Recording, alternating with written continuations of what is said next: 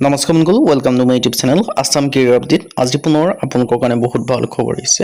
ADR 3.0 2026ৰ apply date কি হয় CMSৰে ঘোষণা কৰিছে। চ' CMSৰে কি ঘোষণা কৰিছে এপ্লাই ডেটৰ সম্পৰ্কে সকলোখিনি কথা আপোনালোকক জনাই আছোঁ।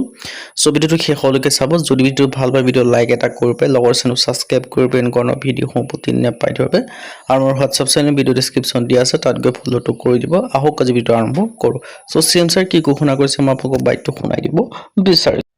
2023 চনৰ মে মাহত আমি প্ৰথমবাৰ 24,787 গৰাকী প্ৰাৰ্থীক এডিআৰই পৰীক্ষা 3.0 ক্ষেত্ৰত প্ৰিপাৰেচন কৰিছে তেন্তে আপোনালোকৰ কাৰণে ভাল খবৰ হয়, কিয়নো আমাৰ টিমৰ তৰফৰ এটা কোৰ্চ প্ৰস্তুত কৰি উলিওৱা হৈছে। চ' কোৰ্চটো যি আপোনালোকে বাই কৰিলে বেলেগ কোনো বুকছ বা বেলেগ কোনো কোৰ্চ নকৰিলেও হ'ব, এইখিনি পঢ়িলে আপোনালোকৰ কাৰণে চাফিচিয়েণ্ট হ'ব। আৰু এইখিনি যদি ভালদৰে পঢ়ে আপোনালোকে নিশ্চয় চিলেকশ্যনসমূহ লাভ কৰিব পাৰিব।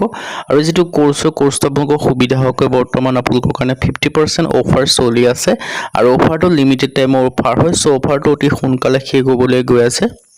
আপোনালোকে যিমান পাৰে সিমানকালে কোৰ্চটো বাই কৰি লওক। চ' এতিয়ালৈ কেনেকৈ বাই কৰিব পাৰিব? কোৰ্চটো বাই কৰিবৰ কাৰণে যিটো আমাৰ হোৱাটছআপ নম্বৰ আপোনালোকে স্ক্ৰীণত দেখিব পাৰিছে 9181267278, তাত হোৱাটছআপত চাই বুলি মেছেজ কৰিলে কোৰ্চটো বাই কৰি ল'ব পাৰিব। আৰু 50% আপোনালোকৰ কাৰণে অফাৰ চলি আছে। চ' এতিয়ালৈ কোৰ্চটোত আপোনালোকে কি কি লাভ কৰিব পাৰিব? এডিআৰ 3.0 গ্ৰেড 3 গ্ৰেড 4 কাৰণে বেষ্ট কোৰ্চ হয় 2026ৰ কাৰণে। চ' ইয়াত আপোনালোকে বিশেষকৈ 10,000 কুৱেশ্যন উইথ এনচাৰ 10,000 প্লাছ প্ৰশ্ন উত্তৰ লাভ কৰিব পাৰিব।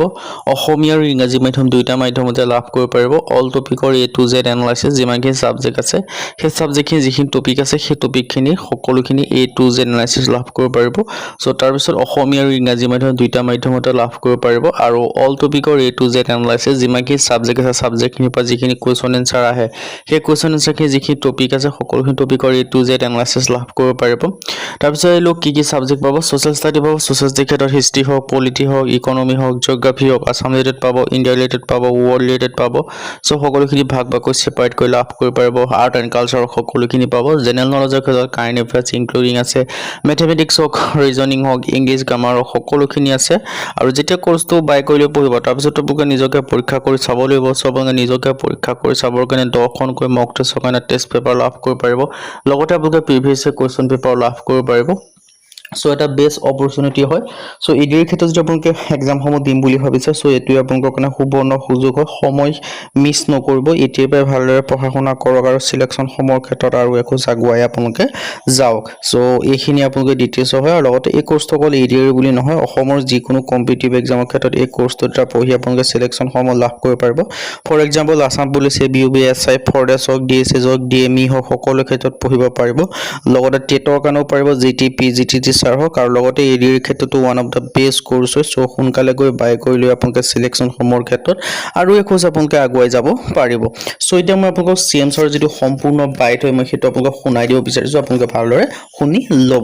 40 গৰাকী প্ৰাৰ্থীয়ে নিযুক্তি পাইছিলে আৰু চতুৰ্থ শ্ৰেণীৰ পদত 13,739 গৰাকী প্ৰাৰ্থীয়ে নিযুক্তি পাইছিলে।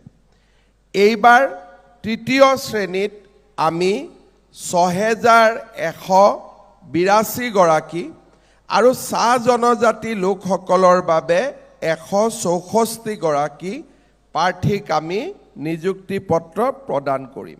আজিৰ নিযুক্তি পত্ৰৰ বৈশিষ্ট্য হৈছে যে আটাইতকৈ বেছি যুৱক যুৱতী কৃষি বিভাগত নিযুক্তি পাব 1,764 গৰাকী। কৃষি বিভাগৰ পিছতেই 799 গৰাকী প্ৰাৰ্থীয়ে পঞ্চায়ত আৰু গ্ৰামোন্নয়ন বিভাগত নিযুক্তি পাব। বিদ্যালয় শিক্ষা বিভাগত 493 গৰাকী প্ৰাৰ্থীয়ে নিযুক্তি পাব। আৰু জিলা আয়ুক্তসকলৰ কাৰ্যালয়ত 456 গৰাকী প্ৰাৰ্থীয়ে নিযুক্তি পাব। বাকী বিভাগসমূহত 100তকৈ কম আমাৰ যুৱক যুৱতীয়ে নিযুক্তি পাব। আজিৰ নিযুক্তি প্ৰক্ৰিয়া সম্পূৰ্ণ হোৱাৰ লগে লগে আমাৰ এডিআৰইৰ দ্বিতীয় সংস্কৰণৰ নিযুক্তি শেষ হ'ব আৰু নিশ্চিতভাৱে পৰৱৰ্তী সময়ত এডিআৰিৰ তৃতীয় সংস্কৰণৰ নিযুক্তি প্ৰক্ৰিয়াও শুনা পালে যে ADR 3.0 ক্ষেত্ৰত চেঞ্জে ঘোষণা কৰিছে যে অতি সোনকালে ADR 3.0 আহিবলৈ গৈ আছে। সো তাৰ হিচাপত আপোনালোকে ADR 3.0 আপোনালোকে জুন মাহৰ শেষৰ ফালে এপ্লাই সমূহ হোৱা দেখা পাব আৰু লগতে ADR বুলি নহয় প্ৰায় বহুখিনি বিভাগৰ ভেকেন্সি আহিবলৈ গৈ আছে। DME ভেকেন্সি আহিবলৈ গৈছে, DSS ৰ ভেকেন্সি আহিবলৈ গৈছে, টেটৰ ভেকেন্সি আহিবলৈ গৈছে। সো এই ভেকেন্সি খিনি অহাৰ পিছত বহু বছৰলৈ আপোনালোকে নতুন ভেকেন্সি দেখা নাপাব। সো এইটো এটা ভাল চান্স হয়, এটা ভাল সুযোগ হয়, এটা বেষ্ট অপৰচুনিটি হয়। সো এই অপৰচুনিটি আপোনালোকে মিছ নকৰিব।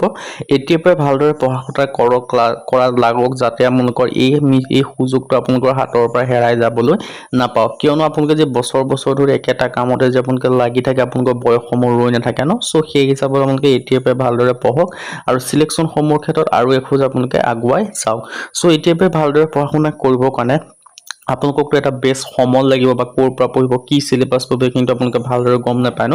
তাৰ ক্ষেত্ৰত আমাৰ যিটো টিমতৰ পৰা প্ৰস্তুত কৰা কোৰ্চ হয় ন, কোৰ্চটোত সকলোখিনি ইনক্লুডিং আছে, ক'ৰ পৰা পঢ়িব, কি পঢ়িব, কেনেদৰে পঢ়ি আপোনালোকে সিলেকশ্যনসমূহ লাভ কৰিব পাৰিব। সো সকলোখিনি ইনক্লুডিং আছে। সো সোনকালে গৈ কোৰ্চটো বাই কৰি লওক আৰু বাই কৰিবৰ কাৰণে হোৱাটছআপত জাষ্ট হাই বুলি মেছেজ কৰক আৰু লগতে 50% অফাৰ আপোনালোকৰ কাৰণে চলি আছে। সো অফাৰটো মিছ নকৰিব, সোনকালে গৈ বাই কৰি